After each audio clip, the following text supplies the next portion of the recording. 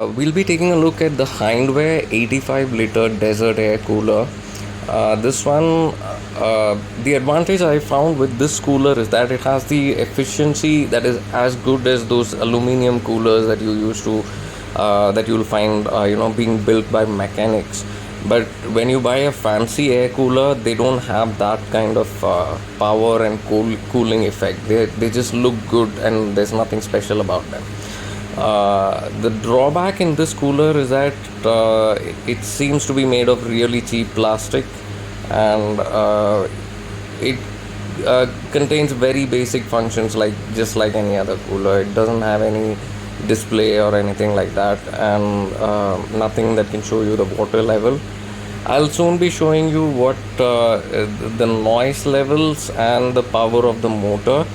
I find it to be phenomenal. It can circulate air in the entire house, even if you're living in a probably like a 900 square feet apartment. Barring that, the rest of the things you can see yourself in the video.